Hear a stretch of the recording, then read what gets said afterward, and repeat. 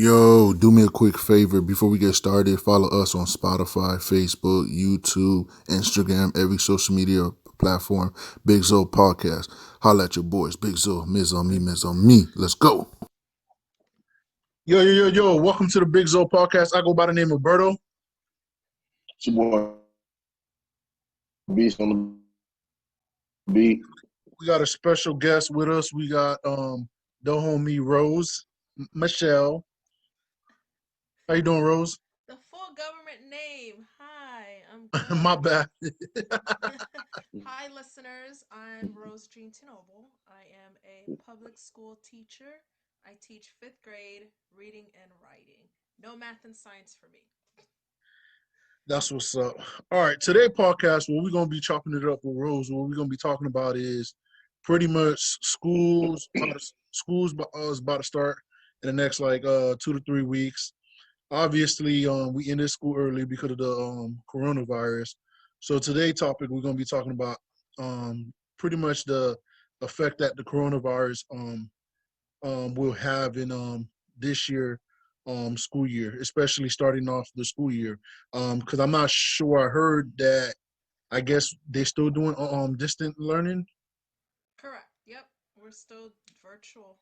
Still going virtual. So y'all gonna start that in August. So Yep. how do you think like the coronavirus had effect especially you as a teacher and also your students? As a teacher, it was hard. It was a period of adjustment. Obviously, it's something that we've never done before, and they kind of asked us to do it in like a week or two. I mean, we had to just get everything ready in a week or two. We had like no time. Um, so it definitely affected us, the teachers, and the students as well. It wasn't fun.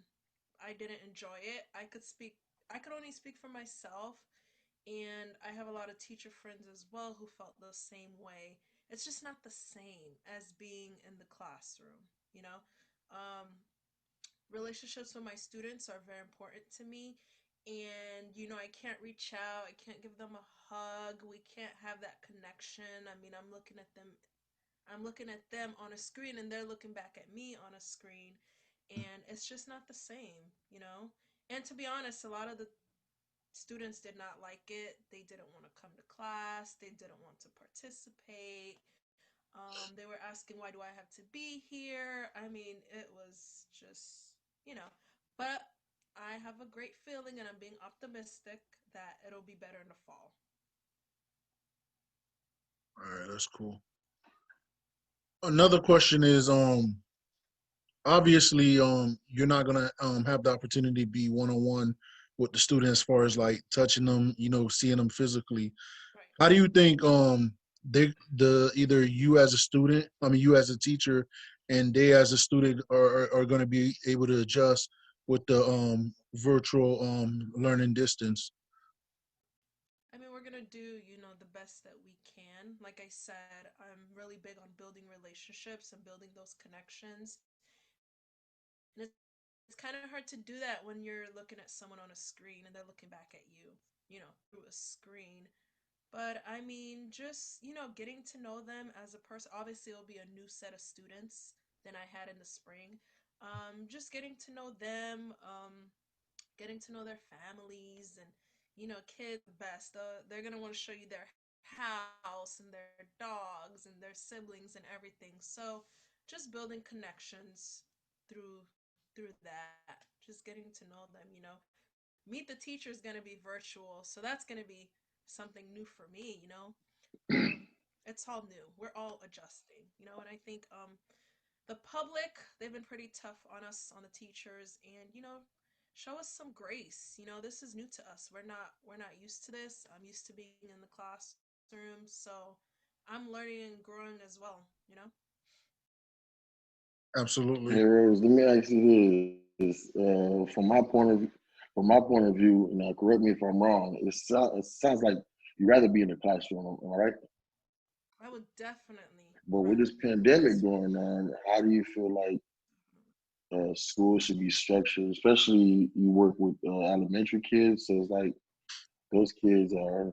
it's hard for them to not touch each other. So, how would you construct to where the point where you can be there for a kid physically?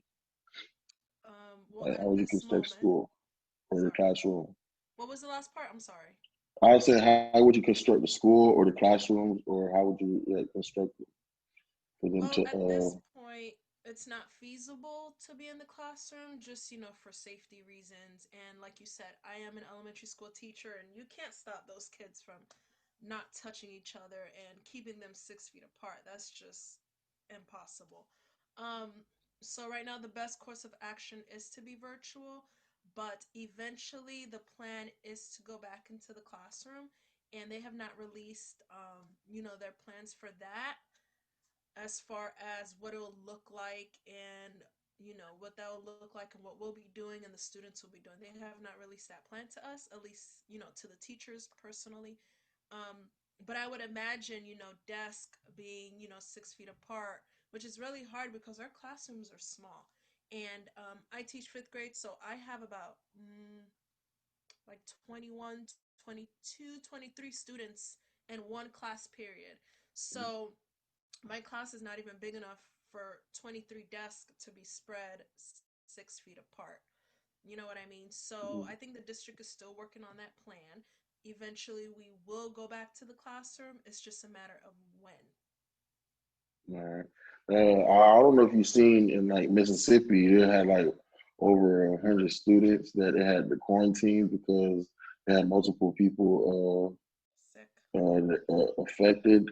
Do stuff like that scare you, especially like trying to open up and like trying to hurry and open up?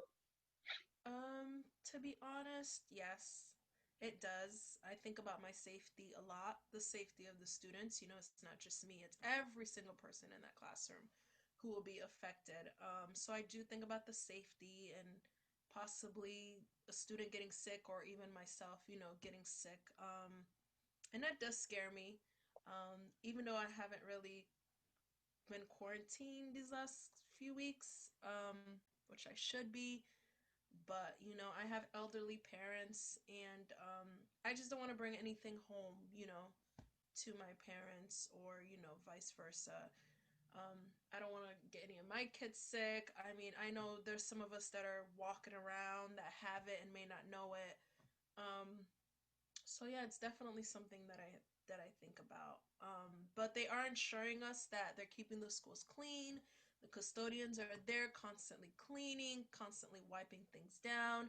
I don't know how effective that is as far as keeping the virus away. Um, but we're all just doing the best that we can. How do you feel about the government trying to intervene and trying to open up schools Trying to open up schools and or making us go reopen up back. schools?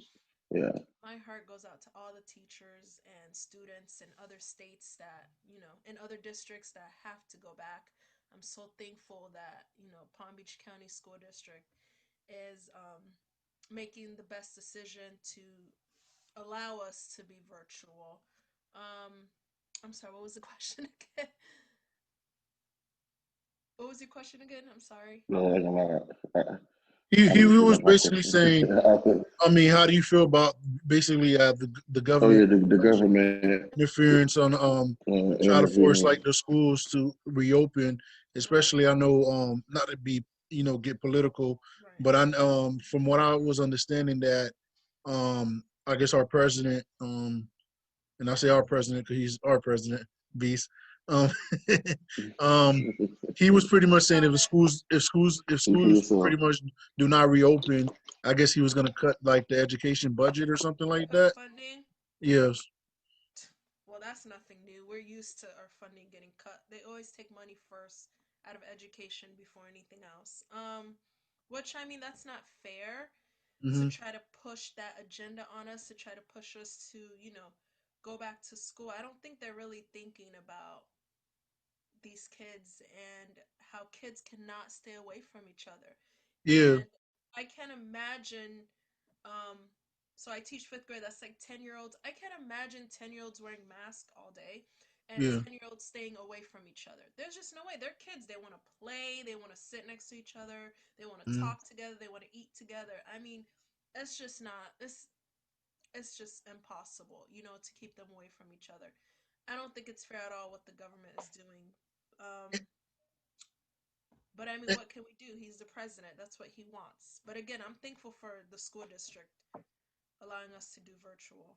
And another thing, it's not only the students. Also, people have to realize, I mean, obviously you're a young person, but a lot of these teachers are, older. The older, Yeah. individuals. So, and that's putting them in harm way as far as with the coronavirus, because just because they might not get it from other teachers, but they could contract it from students, Right, and right.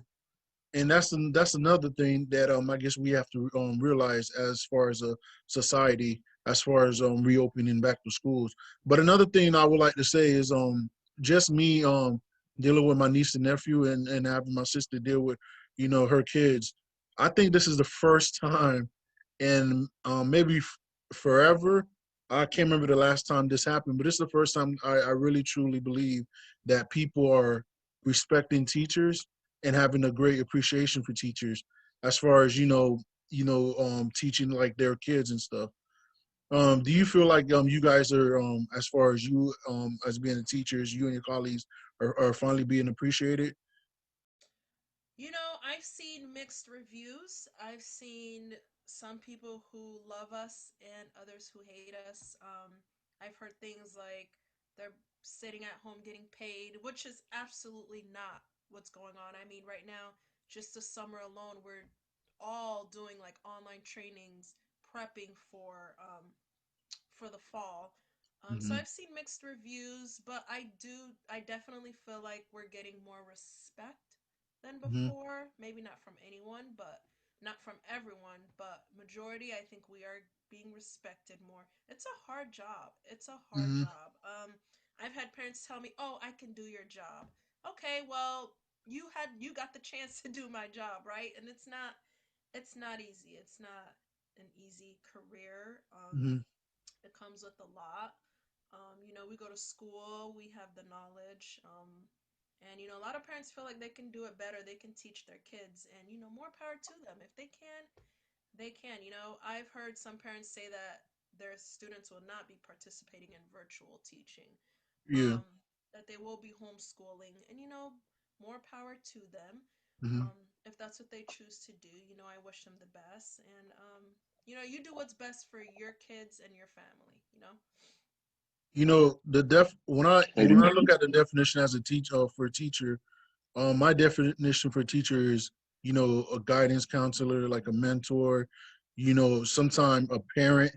Um, you know, we allow. I mean, when students go back to school, school is pretty much, I don't want to use the word daycare, but it's pretty much a daycare, helping the parents save money. And I just feel like this is like the first time as a society that we, or just the people I'm around, they're finally appreciating teachers, appreciating like school. Like, I know a lot of parents can't wait to have their kids go back to school. And I'm not talking about virtual, I'm talking about like in person, in a classroom, sitting down Yeah. from what, like 8 to 4. So Yeah. Trust me, we can't wait to have them back. Trust me. I miss my students so much. do It's you not the same. get more interaction with parents now during this quarantine, During the especially that quarantine, most people are at home? I definitely get more emails, for sure. Definitely more emails and phone calls. Um, Again, just like we're learning and growing as a teacher, so are the parents. This virtual learning is new to them too, so a lot of questions, a lot of unknown. My job as a teacher is just to reassure the parents and to keep parents updated. That's the most important, because parents, they're lost, they don't know as well, so just keeping them updated as I get information and as I learn more. They just want to ensure that their kids are getting the best education. I know a lot of people think, oh, it's virtual, teachers aren't doing anything, but to be honest, I've worked hard. I've been teaching, this will be my 7th year as a teacher, oh and well. I've never worked so hard. I worked so hard during the spring, and for this upcoming fall semester, I work harder than when I was actually in the building. Oh It's a wow. lot. It's a lot. What would you say like three things that going into this semester that three things that the parents um should consider as far as like because this is a new territory for everybody. It's a different way of learning, different way of adjusting to a different environment. So what would you say like the three things that you think parents or even students should keep in mind as far as to having like a successful semester this year? For a successful school year, hopefully we'll be back in the building someday. Number one, I would say parents to put your child on a schedule. Hmm. That's the most important thing. I had students waking up at like 11, 12 o'clock. Yeah. We're still expecting kids to be in class for elementary at least at 8 o'clock, because Okay. in the regular school day, that's when school would start 8 o'clock.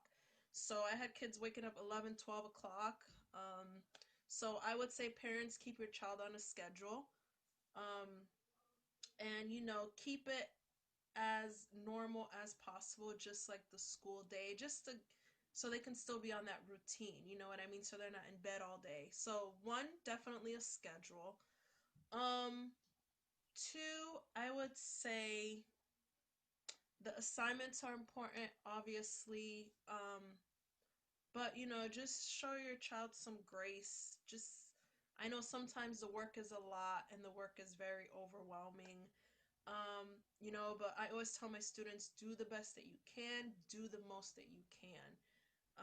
Don't overwhelm yourself. So I don't want the parents or the students, to be overwhelmed. And the third thing I would have to say is communication. Reach out to your teacher, reach out to people at the school. I mean, never hesitate to ask a question. Parents should, stay informed. And we do our best with communicating with parents, and I need parents to do their best to communicate with us or communicate back. You know what I mean? And I understand parents are busy, they're working, they have a lot going on. But the only way that we can get through this is to have that open communication with each other. You know, Hmm. it's great to get information from the student if the student is the middleman, but I like to directly go to the parent. So just having that line of communication, and just being open to the communication. You know what I mean? So definitely keep your child on a schedule. Um, be open and flexible, with the schoolwork and what your child has to do.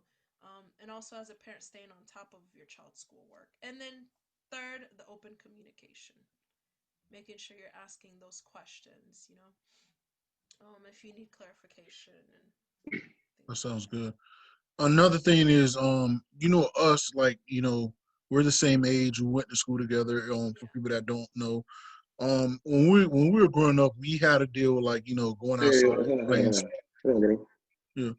I just think about what you just said, and you just made a lot of great points, Rose. But it's like I was just thinking about how different is that for a low income family, like a single parent family that a mom that works two jobs, that the kid that she don't know if her kid is going to school. I'm thinking about how that affects them and what can we do. It's like it's not like we can go make these kids do the work. You know what I'm saying? Like I'm just thinking about like for someone that has a household that's stable, like mom and dad is home or something. Right. Like you could be on top of the kids or you have a nanny or whatever. I'm just thinking about if my mom's at work and I ain't gotta go to school. I ain't gotta be on the Zoom call. That's why these kids are waking up at 11 o'clock. I'm You know staying what in I'm bed, saying? right? Because mom is already at the house at 7 o'clock going to work. Right.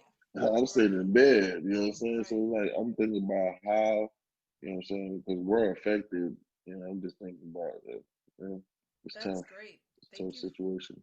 Thank you for bringing that up. And that's where that open communication plays a part. I know. So attendance will still be, we'll still take attendance at the school. So if your child does not show up for virtual class, virtual learning, you will still get a phone call, just like when we were in school in the building. So you will know that your child is absent.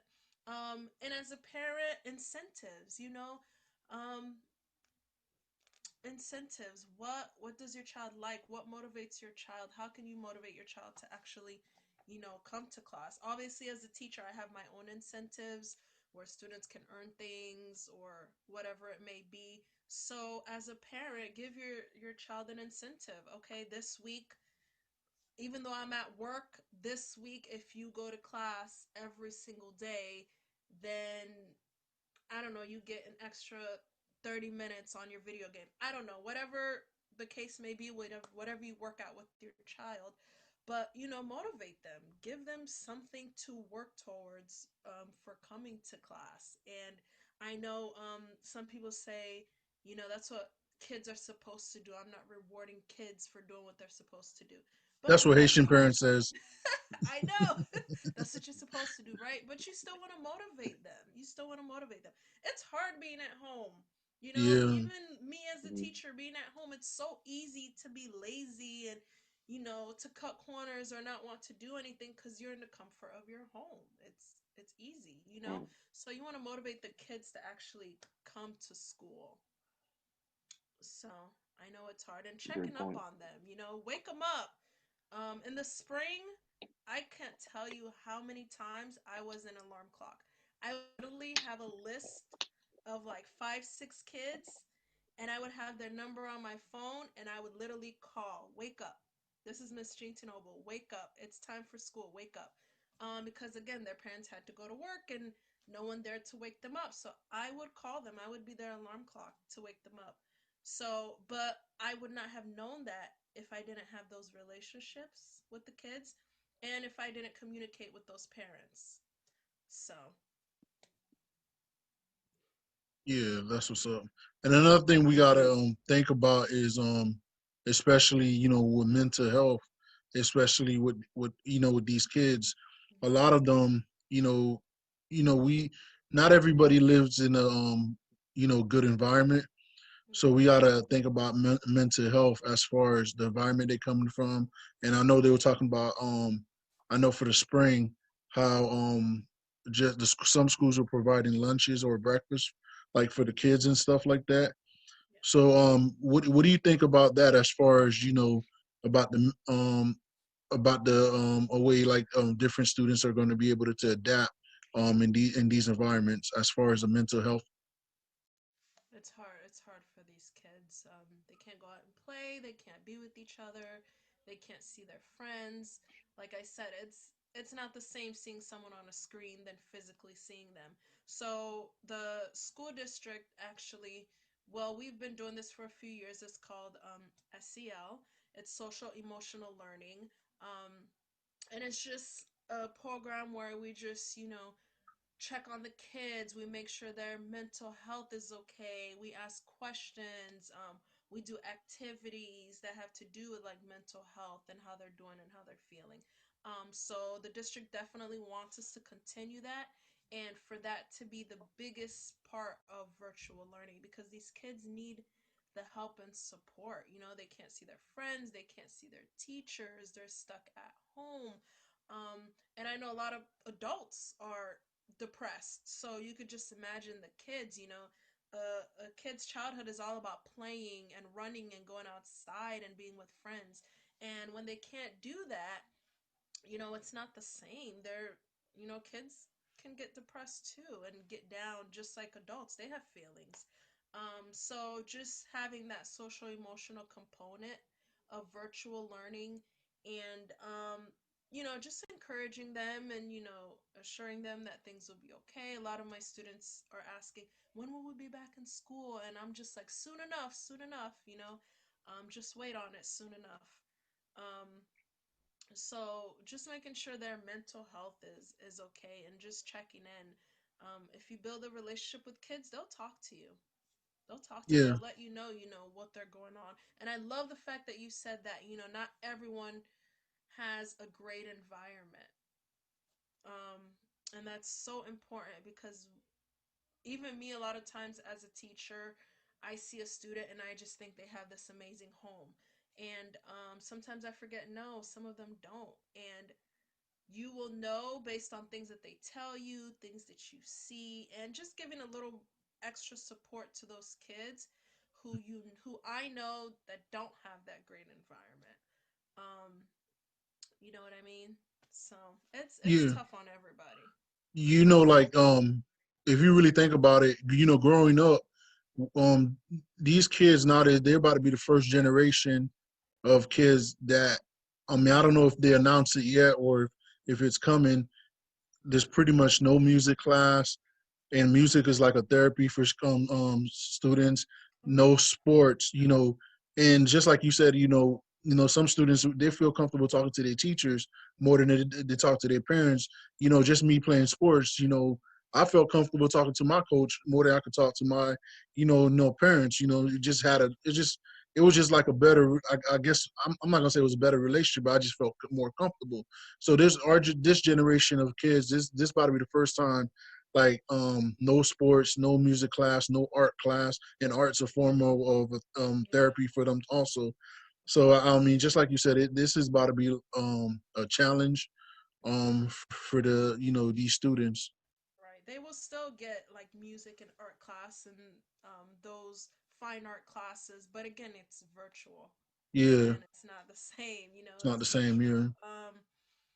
But yeah, sports are suspended. I mean, this is something that we've never been through in history. Um, in history. So, parents are adjusting, teachers and students. I would say like I think these students will probably do better than we did because our generation we were like mostly outside playing sports Mm-hmm. and a whole bunch of activity. Like I'm just going by what I see with my niece and nephews. Right. um they are the technology babies. Mm-hmm. Like Yep. they're like, they all have cell phones, they all have tablets, they all, they're on social media, like every social media platform. Right. So they're basically the technology babies, and I think it would have been harder for us to adjust, just Right. because we was playing sports, we was like music, you Right. know, it's like weird. But I think like I don't want to say everything happened for a reason, but I think like their generation would be better to adapt in these environments than we would. Right. Right. No, I agree 100%. I think technology That's a good popped point. off when we were like what, in high school? Yeah, Yeah, middle school, high schoolers, Middle with school, high school. MySpace, really. Yeah. yeah, MySpace, but no one used MySpace no more. It still exists? Like we had I didn't even know MySpace, that existed. then when Facebook came out, It High probably does. five. like Facebook just Yeah. crushed everything. Yeah, Mine high was five. definitely the generation of technology. Yep. Yep. But as much as they love technology, all those things are fun. Social media is fun. Their games are fun. As much as they love technology, that's the fun part. This is the learning Yeah, part. You know what I mean? They're a little more hesitant on the learning part. yeah, So, but we're gonna get through it. It's gonna be a Hey, let great me ask school you year. this. It's gonna be a great school year. We're gonna get through it. We're gonna be back in the building. I say January. I don't know. I'm not an expert. But I definitely say in the spring. Um, but it could go either way. So you know. Hey, yeah, do we still do this? Is there still JCs at schools? Back then, like there's at Yes, least yes. There's still five JC. or six. hold on, no, no, no, no, no. For for people that don't And understand for what people that don't JC, know, yeah, explain what JC is. JC is just come. Them bitches just came to America. Just saying, you know it. So we call No, them niggas JC, you know what I'm I ain't gonna lie, saying? they finna struggle But doing this hey, hey, distance. hey! They I was a finna, that's that's JC. I was a JC. Okay. and Yes, I I mean it's still. okay. And Proud. Beast is I'm talking like proud. that. You should be. Beast is talking like that. Beast is a JC too. Beast came to this country watch when he was y'all, 11 man. years old. St. Mary's, man. See the Haitian flag behind his back. St. Mary's You see the Hospital, Haitian man. Stop flag playing with behind him. me, He came to man. this country 11 years I was old. a JC. I tell my students all the time that I came not fresh off the boat. I came in a plane, but Banana boat. And we not It was talking about my LeBron James and the Wayne Wade and Carmelo Anthony CP3. I tell my kids all the time, hey, you could be anything you want to be. There you go. Think positive. But how are like, especially the fact that you say you're JC, how are like people like you or teachers like you like communicating and educating like the parents? Because um, Oh, my Haitian we used to lie to parents. our people, you know what I'm saying? My Haitian Because parents are the best. we were the translators, you know what I'm saying? Well, I don't let my students translate. I can talk, to the parents. My Creole, I have some words that I still struggle with, but for the most part, I can communicate with my parents. It's definitely a lot easier to communicate with the Haitian parents. Our culture, we value education. So if I pick up that phone and I call your mom or your dad, it's serious. Like they're on it. You know what I mean? My Haitian community, they're on it because they value education, and they value me and what I say. And if I call them, they know that it's serious. Or I don't only call for the bad things. I call for the good things as well. I think that's very important not to always call a parent because their child did something wrong. Call for the good things too. And that's a Um, good thing because a lot of black teachers, y'all do not call for the good things. Y'all only call when it's Yeah, negative. I want to feel good too. I try to call and give good report, or I do a lot of it's something called Class Dojo, so it's like through my phone, quick message, and it goes straight to the parent's cell phone. So that's another form of communication that I use As a in my text classroom. I'm sorry. message, it goes as a text message. Yeah, it goes right to the parent's phone. It's a messaging system that we Well, use. them So Haitians bougie now. They know how to text. you get a you Hey, get my a mom text can't text. message right away. Hey, some of these Hey, parents my can't people still don't text. know how to Hey, text. I'm gonna write it in Creole. My They gonna people see still it. don't know how They to gonna see it. I'm gonna write it in Marco Creole. They gonna man. see it. Kids these days, they're not getting away with nothing. Well, So I want to say I appreciate you. You know what I'm saying? Teachers don't get no appreciation, thank you. and we need to value our teachers, especially black teachers, because we know the history, and we can educate the kids starting at a young age. So I do appreciate you. I Absolutely. ask you to continue your hard work and Thank you. continue, man. Continue fighting. I appreciate it. Thank Brother, you. wrap this up, And I, man. and I and I echo the same. Hey, did you want to give out your social media platform? And by the way, I know you got a podcast coming up that you're working on too. You want to give a shout out? I am. I'm working on one. It's called it's called Coffee and Cremas. Okay, Coffee there and you go. Cremas. Yeah. So we're merging two cultures. Yeah. So it's me and my best friend Sanciana. Okay. We're merging two cultures. She's the American side and I'm the Haitian side. Okay. Um, even You though talk we're about both Haitian, but huh? tiny? So You talk we're about working tiny? on that. Yeah, tiny. Yep. Oh, I'm not gonna lie. My dog. Hey, I gotta be in the episode though. That's Y'all my gotta get me in the dog. episode. Oh man, it's gonna be lit. It's gonna be lit. That's my dog. Hey, let me be in the first season. You want to be on the first season? Okay. Shout out to you. Thank you for all the pointers that you gave us. Absolutely. We gotta look out for But each other. yeah, just a different perspective, and just we had a lot to say, so we're like, why not? Why not start a podcast? But I don't know. What were you saying? If I want to give my social media handles? Yeah, if you want to. If you don't, it's What are okay. my social media handles? I honestly tell you. I mean, Rose Jean T Noble on Facebook. Uh, Rose Michelle 18, I want to say, on IG. Um, but yeah, just follow me on social media. I don't know how interesting I am, but yeah, Rose Michelle with two L's, 18 on that's a shame you had to look that up. Do you do any tutoring or anything? I do tutoring after school. Thank you for asking. Yes. I don't know about Yeah, man. Let people virtual know where they teaching. can find you. They can get you tutoring. Just hit Well, me I up, know you Rose Jean can 12, or on IG. Especially if you're in do Palm it Beach now. County. Huh? I'm sorry. I said, especially if you're Yeah, in in Palm Palm Beach Beach County. County. Yes, especially if you're in Palm Beach County. I have experience in, grades kindergarten through fifth. I've been in all those grades. I know it all. I mean, I don't know it all, but you know what I mean. I have experience Yeah. with those I grades. mean, you know more than the parents. You'd be surprised. Hey, parents. Hey, I'm gonna give the parents credit too. These parents know their stuff too, and they've been on top of it, helping their kids. So And you don't I write college appreciate all paper? the parents. I'm sorry. You don't write college papers for people? Hey, man, you can't be putting that on that, man. Hey, let's wrap this up, man. Again, hey, man. Hey, again, Rose, man, we want to appreciate you for joining us. You Oh, know, just chopping it up with us. We of appreciate course. you as a teacher, especially as a black teacher, black educator. As a And we want to give Haitian it a teacher, what's Haitian up? A teachers, Haitian, that's Haitian teacher, right. because you don't see them more often. I see the So when flag. we I see do, the flag. so when you see them, you got to show the love. You got to show them the respect.